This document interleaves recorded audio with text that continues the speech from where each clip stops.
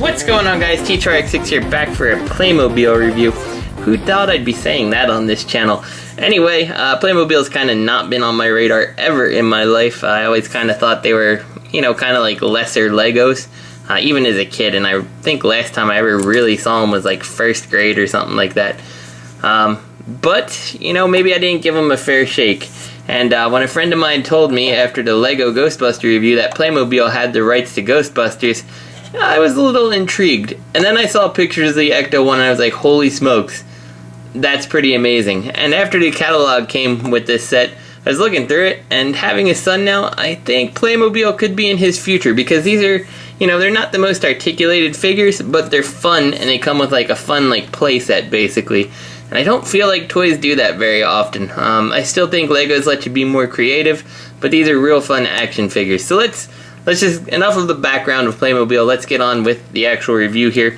You get two minifigures, you get Janine and you get Winston. They do look a little creepy in Playmobil form, but that's kind of par for the course.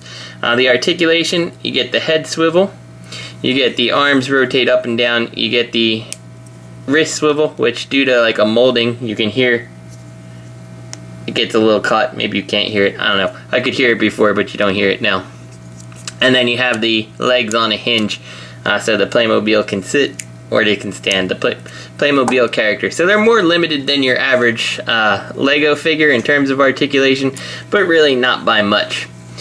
Each of the Ghostbusters does come with their own proton pack, which just kind of, just clips around their neck basically. You can see pretty plain from the back. But yeah, it's this. Whoops, this is the little proton pack here. It's actually pretty nicely detailed, all things considered. It's your traditional proton pack. And here's the Neutrino Wand. And in the pictures, they show it being held underneath here. Like that. I prefer to do it on the top just because I feel like it looks more accurate to the actual wand, but it does end up kind of looking like your Playmobil person's holding a gun. So that may be why it's underneath versus the top. Whichever one you prefer, you certainly can use. They also both come with a little stream effect part, which is awesome. And it just kind of clips right on here, so you can bust some ghosts. Or you can bust Winston, I suppose. That would probably hurt. Also, in addition to the proton packs, we have one of the PKE meters. There's actually two, but they only give you stickers for one. So there's a replacement part, and there's a replacement headlight for the Ecto-1 that comes in the box. And you get the trap, and one thing I meant to notice is like these little rubberized hoses, like they feel real cool. And just the fact that they have them all and they're not just like little separate pieces or unwieldy, like you can put this down on the ground, and for the most part, you know, the hose is thin enough that it's gonna, you know, I mean, it's not going to do anything too crazy, but it's at least movable and not just going to be stuck out like this, which I feel is a problem. Most of the construction of this is obviously you put on some stickers and like you put on these hinges, but like, I mean, it looks like a trap. It's got all the right things for the trap. We got the lines on the top. The trap opens. There is the little hole there. One thing that I thought would be neat is if they had some kind of effect, because there's a hole here. Like you could peg something in, like maybe like a cone effect. Somebody could make that, I'm sure. But a little cone, like it's trapping the ghost. That would be pretty cool. And the last accessory that it comes with are these little, they're like silicone little slime things. And really what they're intended to do, and I'll probably never use them, but they're a nice little addition, is like, you just take them and stick them on the car. And they do stick fairly well on the car. They look better on the flatter surfaces like the hood and stuff like that where they're down, or perhaps right across the door. But it just gives you that it's been slimed effect, which I think is a nice little touch. One that I certainly wasn't expecting. So obviously we've covered the minifigures, now it's time for the main event, which is the car. And man, the car is awesome. Before we go into too much detail, real quick, here's the Lego Ecto-1, just for size comparison there. You can see that the Playmobil one is significantly bigger. And I really love how they captured the hearse in it. Like, you know, the extended rear door and the, you know, the back end, it feels so good.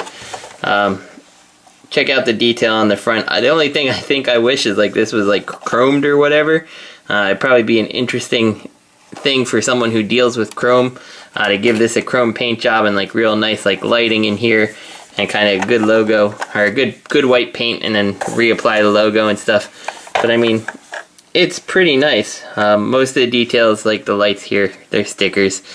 These are little translucent pieces. You didn't have to apply the Ghostbusters logos nor the red on the side, which I think is smart, but you did have to do like the little spotlights and the spotlight on the side here. On the roof you do have the rubbery hoses. This one on the side is a solid piece though. And you have this one on this side, which is like a silicone type piece too. The ladder, I'm assuming your Playmobil dudes can hang out on there. I think the only thing that could have made this better would have been if these all had windows and the doors open, because you do have just, you know, you can stick your finger right in there. But the back does have glass, so it would have been nice if there was extra glass here that you could apply if you wanted. When I say glass, it's just plastic. The back opens, it has a nice cargo spot there, and if you want to get your little Playmobil guys in here, you just take off the roof, and they do have plenty of storage options in here. It's not a problem. So let's take our Janine here, and we'll take the pack off. And I really love the fact that there's 4 spots in here. 1, 2, 3, 4. Perfect for all your Ghostbusters. And 4 spots that you can store the packs. Like, that's some awesome foresight in my opinion. I love that they did this. Like, nothing, the Lego one, you can't even account for the packs or anything in there. You can just sit the 4 Ghostbusters. Let's see. You can just kind of sit the 4 Ghostbusters in there. There's really nothing you're going to do. I guess you could kind of throw some of the packs in the back. But really, there's not a whole bunch of room for all the Ghostbusters in here. This one, definitely make sure that it has gone ahead and accounts for all 4 Ghostbusters. So that's awesome. Obviously, we'll take our Playmobil person. They can sit in the back seat here, and they're designed so the feet kind of go around that little piece, so they kind of stay in position fairly well. If you flip it all the way over, they'll fall out. You just kind of have to, Winston, you have to kind of angle the feet down to get under the wheel, but I mean really, that's not a big deal, and he looks just fine driving it.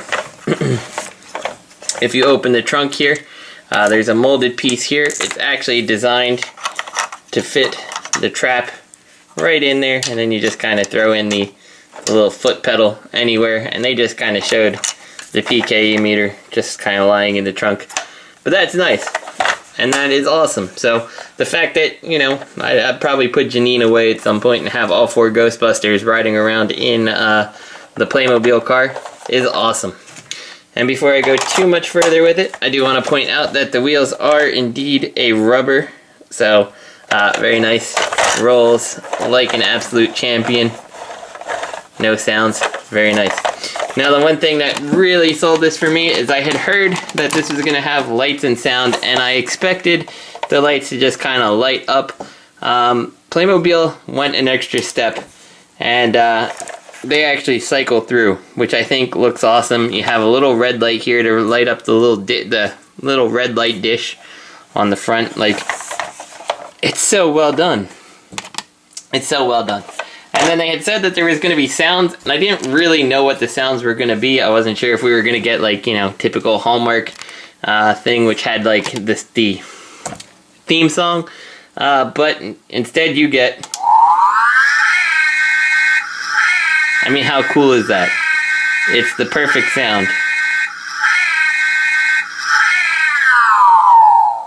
Now that's my only gripe. I wish the sound would keep playing until you actually hit the button again, and then it would do that like winding down sound. If you'd hit it, and then you hit it again, it just stops. So it would have been real nice if once you hit it again, it did that wind down sound, and you could just keep the thing flashing and making noise as long as you wanted to. But yeah, I mean, that's it. That's all there is to say about this Playmobil set. It's pretty awesome, and it's only like, I think it was like $45 US. Like, that's not very expensive for the light work. There's kits for the Lego kit to get the lights on here. I don't think it even does the sound, and I believe it's like $100 and something. Like that's it's just a little bit crazy. This is awesome. Yeah, wasn't expecting to like Playmobil, and I didn't realize the lights do turn off at some point too. So that was an interesting learning experience for me right now. Yeah, so anyway, I can't recommend this enough. I think it's awesome if you're a fan of Ghostbusters. By far, this is probably one of the best Ecto ones. I mean, like the Hot Wheels like die-cast one is probably like the best looking one. But I mean, come on, even that one doesn't have the lights or the sound. So this is T2RX6. I hope you guys enjoyed the review, and I'll see you next time.